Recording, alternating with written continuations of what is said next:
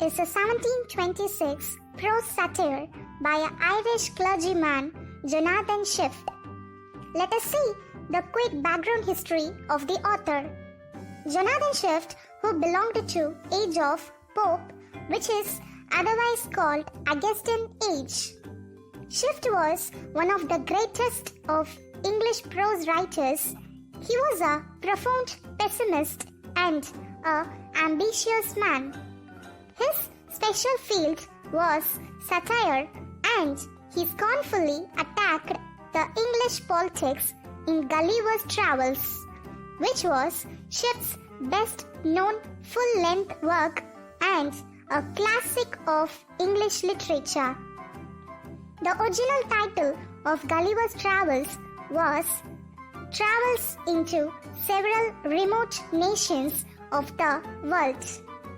There are totally 4 parts in Gulliver's Travels, that is, Voyage to Lilliput, Voyage to Brobdingnag, Voyage to Laputa, Balnibabi, Luggnagg, Glubdabrib, Japan, Voyage to the country of Hoynes, of which you will come to know the chapter-wise summary of part 1, that is, Voyage to Lilliput, in this video.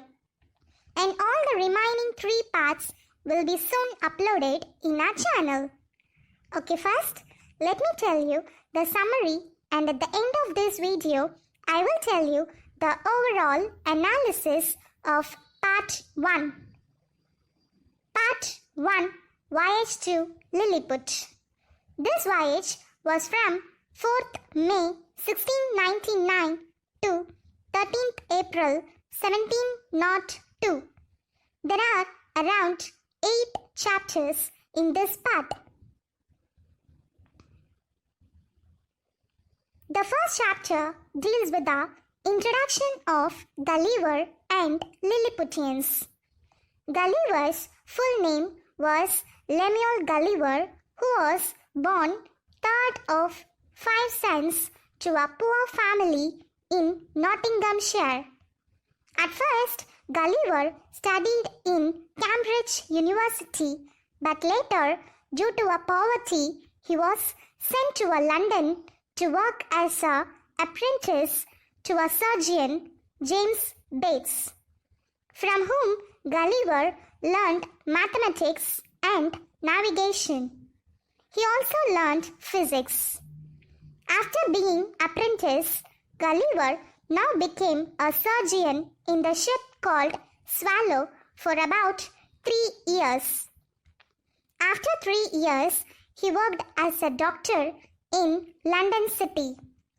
Then he marries Mary Burton. After the death of his patron, Gulliver finds the loss in his business. In order to escape from the stress in his business, Gulliver decided to travel for nearly 6 years. At the end of 6th year, he was willing to secure his last job in the ship called Antelope.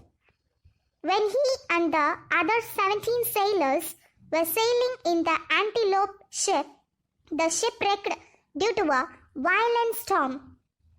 Out of 18 sailors, 12 were died and the remaining 6 were alive, including Gulliver.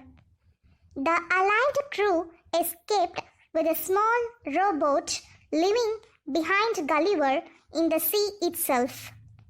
However, Gulliver swims safely to the seashore. After reaching safely to the shore, Gulliver fell asleep in the grass. When he woke up after a few hours, he felt that his legs, arms, long hairs were tight, and he also felt that something was moving upon his chest and leg. There he saw a tiny people who was known as Lilliputians, who were of size 6 inch tall, holding the bow and arrow in their hands. On seeing these little fellows, Gulliver would shout aloud, and He made at least 40 Lilliputians surrounding him to get frightened, of which a Lilliputian would cry by saying, "Hekina Dekul." After more struggles, Gulliver broke the strings, and meanwhile the Lilliputians started aiming arrows into his hands, face, and body. In order to escape from the arrows, Gulliver lied safely on the ground. Later, the Lilliputians would design a stage for Gulliver to lie upon, and they also offered meat and barrels of wine for Gulliver to drink. Gulliver was ordered not to walk without getting permission, because if he walked, there will be a chance of climbing over the tiny Lilliputians. Later, with the help of a big wooden vehicle of 22 wheels, Gulliver moved to a temple, and he was instructed to stay inside the temple. The second and third chapters are about Gullivers Days with Lilliputians. By staying in the temple, Gulliver could view the beautiful view of a countryside. He saw trees of size 7 feet, and the whole area in the place called Lilliput gave him a theatrical effect. Now the Emperor of Lilliputians arrived to visit him, and he suggested his servants to offer food, drink, and clothes to wear. The Emperor dressed plainly, and he started to speak with Gulliver.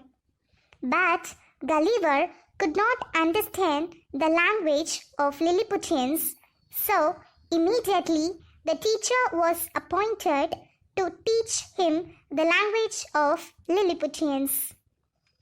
Every people in the village came to visit Gulliver, as he was giant in appearance. After 2 hours, Gulliver aroused fear among the Lilliputians by putting 5 of them in his pockets and pretended 6 of them to eat. The Lilliputians also feared that their area would soon face the famine because Gulliver was comparatively eating too much than the Lilliputians every day. So the Lilliputians planned to shoot him, but they feared that killing him would lead the way of spreading a disease. Upon the fear, Lilliputians set Gulliver to be free and decided to entertain him by the rope dance. In Lilliput, rope dance was officially considered to be the highest position in the government. If the Lilliputians jumped above 2 feet high, they were appointed as government officers. When Gulliver moved to Meldendo, the capital city of Lilliput, the residents were announced to stay indoors, and they all viewed Gulliver through their windows. There were nearly 500,000 people in the town.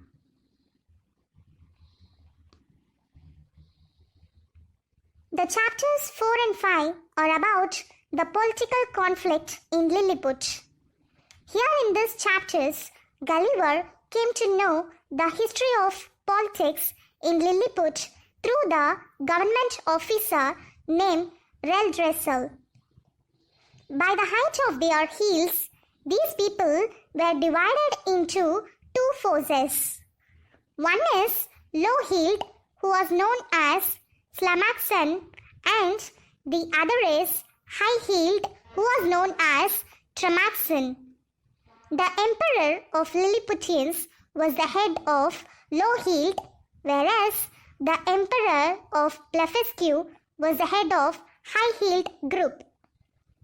The other historical background is when a year ago the grandfather of the emperor of Lilliputians was breaking the egg at the large end.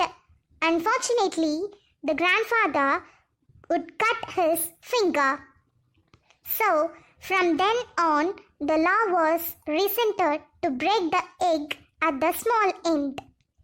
One who supported it were called Little Indians, whereas the other who opposed were called Big Indians. Big Indians were the one who followed the religious doctrine Brandrakral, that is, breaking the egg at the large end. At this time, Gulliver received an article from the Emperor of Lilliputians. The article requested Gulliver to help Lilliputians in undergoing a war against the Blefuscu, that is, the high-heeled group. Soon the war took place, in which Gulliver would win the battle. From when on, Gulliver was considered as a hero among Lilliputians. And he also renowned as a Nordic, a person in a high rank in Lilliput, who no longer has to perform all the duties. However, Gulliver rescued Emperor's wife when her room caught fire. Gulliver urinated and he offed the fire. Even though public urination was considered as a crime in Lilliput, Gulliver was pardoned. The 6th and 7th chapters deal with the customs of Lilliputians. Gulliver described about the animals, trees, and plants in Lilliput. He also said about various customs of Lilliputians. The first point is, even though Lilliputians were well educated, but their writing style would be odd, because they do not write from left to right as like European, not top to bottom as like Chinese, and not from one corner of a page to the other as like the ladies in England. Next, Lilliputians would bury the dead body directly downward than burying them flat, because Lilliputians thought that the dead body would again get alive and arise from the earth. And the next is, in Lilliput, the deceit, that is, cheaters were considered as worse than theft. As like punishments, the Lilliputians would also be rewarded. Next is, in Lilliput, children lived in schools from their young age, and only twice a year the parents were allowed to see their children. But the farmers' children were not allowed to stay in the school. Rather, the farmers' children stayed at their home and they helped their parents in farming. And the last notable thing is, there were no beggars in Lilliput, because the poor were well looked by the kingdom. Finally, the last 8th chapter is about the end of Voyage. Meanwhile, Gulliver would be invited to Blefuscu, high-heeled group, by the Emperor of Blefuscu. There he stayed with them for 3 days, and later the Blefuscu Emperor helped Gulliver in returning back to his country. From being the prisoner of a tiny people, Gulliver would now reach England after a sail of 1 month. While returning from Blefuscu, the Emperor of Blefuscu offered him the miniature-sized farm animals. With this, Gulliver would earn a good profit in his own country, England. With this, the first part ends here. Now let us move to the analytic session. In the part 1, Voyage to Lilliput, Jonathan's shift compared with that of English politics. As we already seen, the Lilliputians who belonged to Low Heel group and they are called Little Indians. Swift compared Lilliputians with his own country, England, whereas Low Heels to Tories and Little Indians to Catholics. And the enemy forces of Lilliputians, that is, Blefuscu, was compared with the country France. High-heeled group is compared to Whig and Big Indians compared to Protestants. Just analyze the incidents that took place in the first part with that of English politics. Stay tuned for second part of Gulliver's travels, that is, a voyage to Brobdingnag, in the next video. Thank you.